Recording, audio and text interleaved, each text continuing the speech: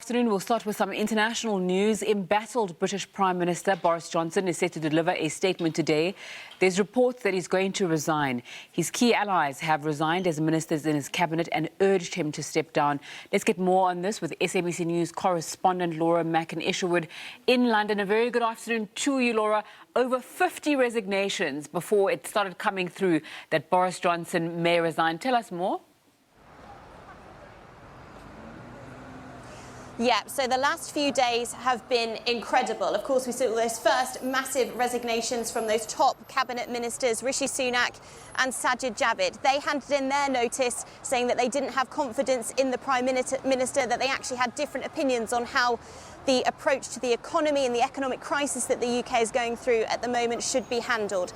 In the hours that followed that, a number of junior ministers also tendered their resignation as well, and those decisions, those letters to the Prime Minister just kept coming until this morning we reached that threshold of over 50, and it seemed like that was the time that either the wider Conservative Party or the Prime Minister himself felt that that was enough. He had to stand down as leader of the Conservative Party. We understand that an official resignation could be happening within the next few hours. Of course, all eyes will be on that black door of Downing Street to see if there might be some sort of lectern set up outside and if Prime Minister Boris Johnson will make that publicly.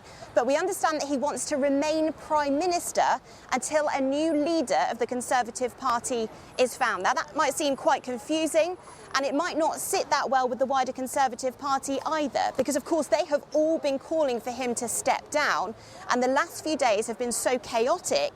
There will now be big conversations happening about whether this is still in the best interest for the country. Laura, it's not the first Prime Minister to step down in recent history. It's not. His predecessor, Theresa May, she also resigned from office after she found that she didn't have the faith of her party either. She also faced a no-confidence vote, like Boris Johnson has. She survived that one, and she only lasted a few months. So it seems a little bit like history repeating itself here.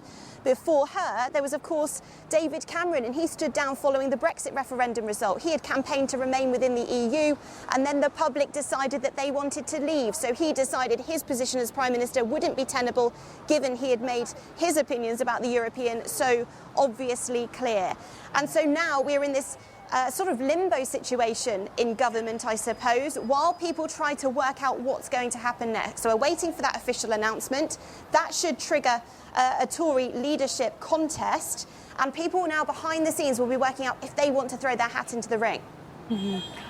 Laura, what sense is there from the wider public and the media in the United Kingdom over what's happened and Boris Johnson himself?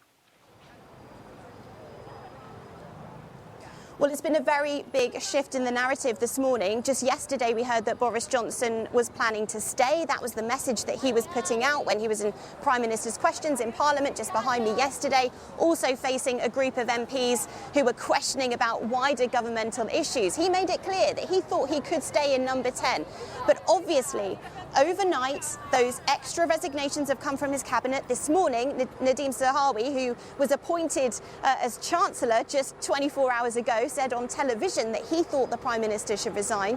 And so, seemingly, that was the thing that might have tipped him over the edge. In terms of the public, this is all people are talking about at the moment. What is going to be happening next? We had a Snap YouGov poll that found that 69% of the British public thought that the Prime Minister should stand down, should resign.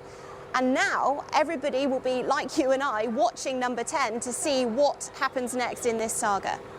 Laura Makin-Isherwood joining us there from the United Kingdom, giving us an update on that resignation of British Prime Minister that's set to be delivered shortly. We will be keeping an eye on that and updating you with our SABC News international team. Let's come back to South Africa now.